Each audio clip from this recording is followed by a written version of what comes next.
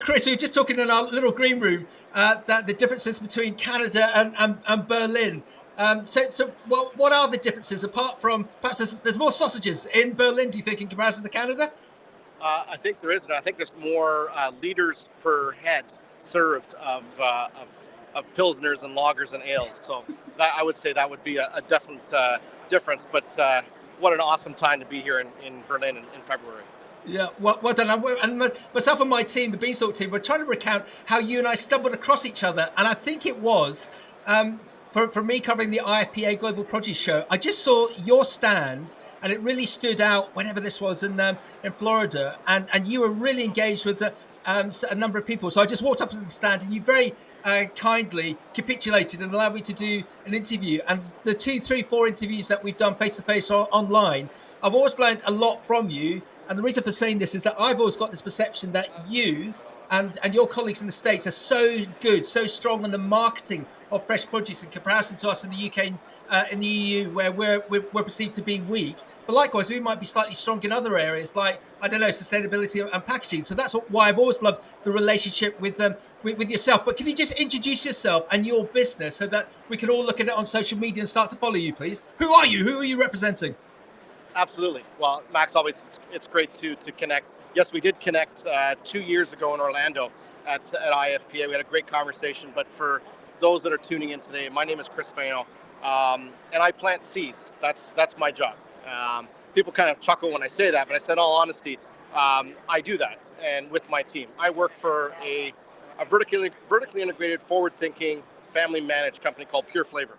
We're one of the largest greenhouse fruit and vegetable growers in North America, growing operations in Canada, USA, and Mexico.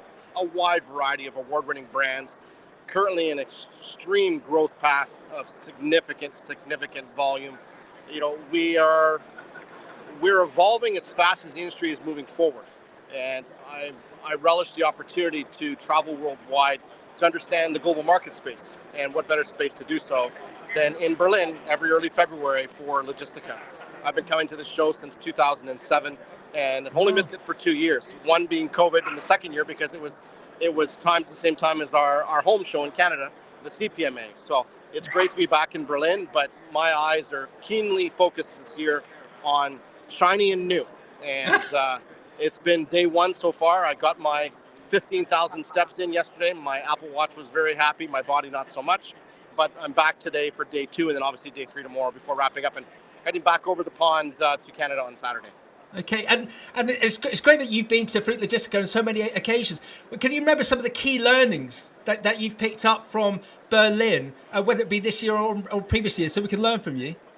Well, I think what's evolved over the last dozen to 15 years that I've been coming to the show is just how more forward-thinking the landscape is, certainly here in Europe.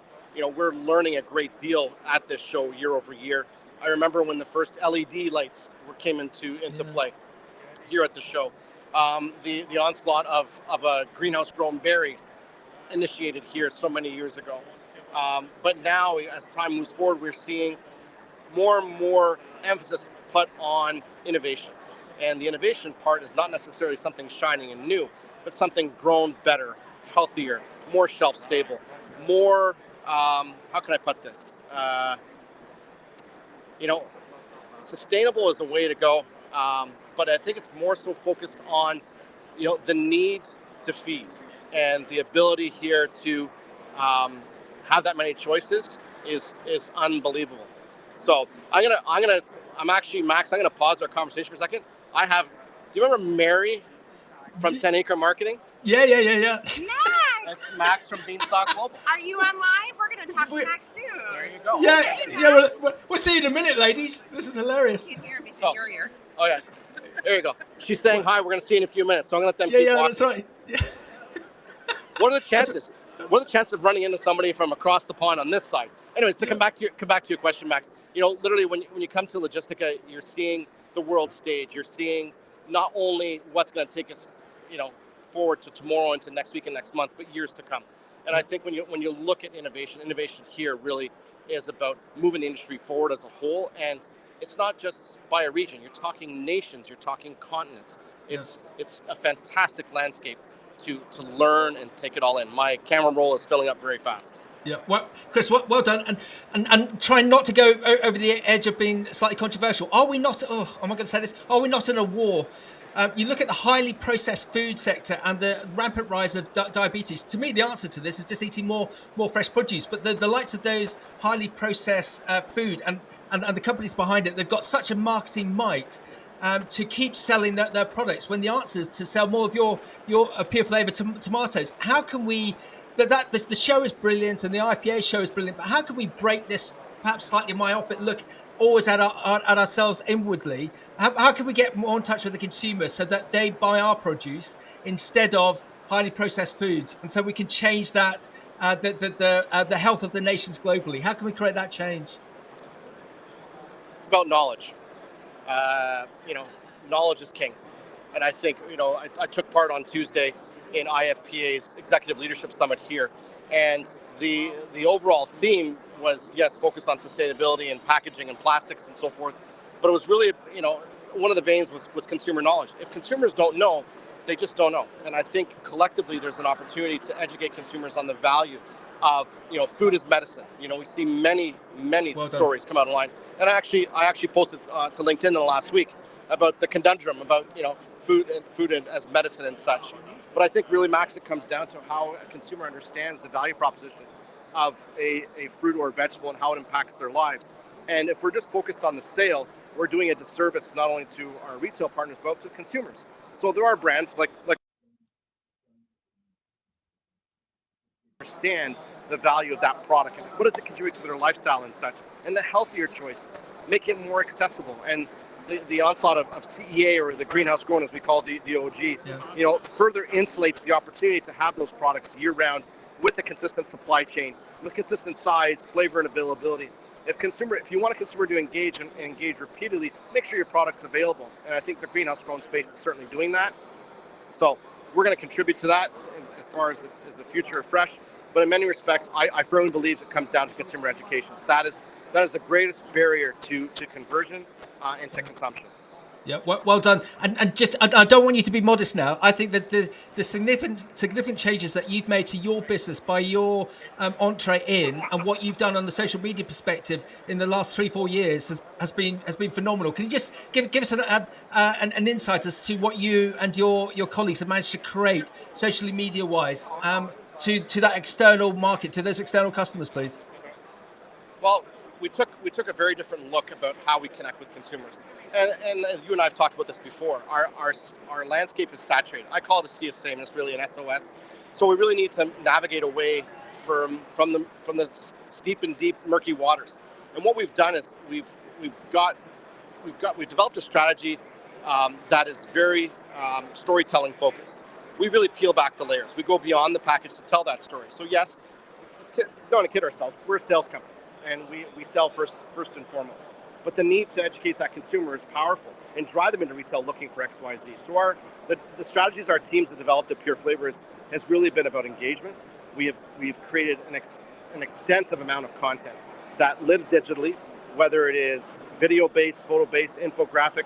We got into the EPUB business, so to speak, a couple of years ago, and publishing our award-winning Live Deliciously magazine to tell people how our products suit their lifestyles. So our lifestyle strategy to engage has really opened a lot of eyes, but at the same time has shown our retailers that we're not just the grower-marketer. We are the grower-marketer brand supporter, so to speak, to entice consumers. And yes, we work with influencers and content creators throughout the US and Canada because we need others to amplify our content. And, it's great to see that there are so many people that want to connect with us.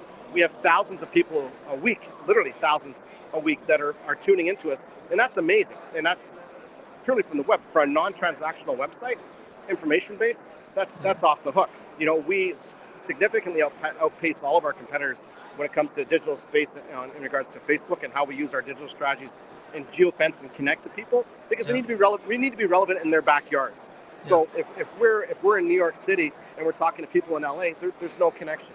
So we need to make sure that if we're talking to people, we're speaking their language in their space. So, and I've always said it's really about talking to the right people at the right time on the right channel with the right message. And I think our team at Pure Flavor does a very, very good job at that.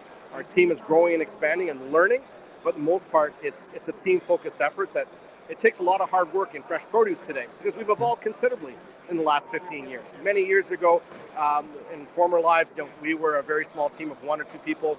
We did a couple of trade shows a year, did some PowerPoints and some product out at community events. Fast forward to today, we are a vertically integrated team. Our strategic marketing group at Pure Flavor, we are designers, we are chefs, we're photographers, videographers, we're personal assistants, we are event hosts, we are hand models, we are strategists, we are everything under the sun, because today's landscape requires a very integrated approach to connecting with consumers. And I think we found the secret sauce to do that, and it's paying dividends. Yeah.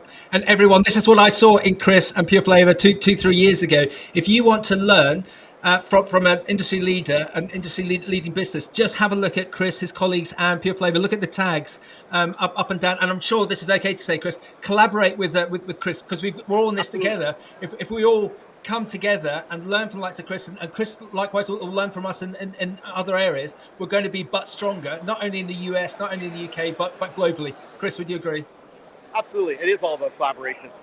I've met some phenomenal people in the last 15 years. I met my friends from Denberg de Lies in Belgium yesterday. Talking to my friend Sam from Flavor Right in Australia on Tuesday. I'm meeting another friend from the US this afternoon from CMI, Rochelle Baum. We are globally local. We all have the same, we all drink the same Kool-Aid. We know that we need to collaborate to increase consumption. We are, whether it's a tomato, a pepper, a cucumber, an apple, or a kiwi, or banana, everyone benefits. And it creates a tidal wave of interest. And the more interest we can create, we can kind of push out the not so healthy options that are out there that we all kind of partake in once in a while. So there's an opportunity here to do greater things. Excellent. Okay, to wrap up, I ask you this every time, I think. What's your favorite fresh produce? Well, I do have a favorite. It's small, it's red, and it's round, and it's award-winning. And it's not just a plug for us, but I think our Cloud9 tomato is second to none. But I can tell you, on the show floor, and I made it a mission yesterday, I wanted to try something from different countries. Have you ever had an Egyptian orange? Next level. Then I had a blackberry from Mexico. That was unbelievable. So, you know what? Try things. There's some good flavors out there that people just don't know about. So don't be afraid to take a bite. Yeah, be curious. And one of our contacts has just said, who's coming on later, saying Chris did 15,000 steps yesterday. I did 32,000 steps yesterday because I got lost. so Chris, that's possible. I mean, this place is massive. I mean, you literally can get lost. So 15,000 is reputable. 32,000, that's you need a GPS to get around. So maybe call an Uber next time. Yeah, boom. There you go. Chris, well done. Everyone, look at the tags. Follow Chris. His business, Pure Flavor. They're phenomenal. Chris, thank you. Enjoy the rest of the show.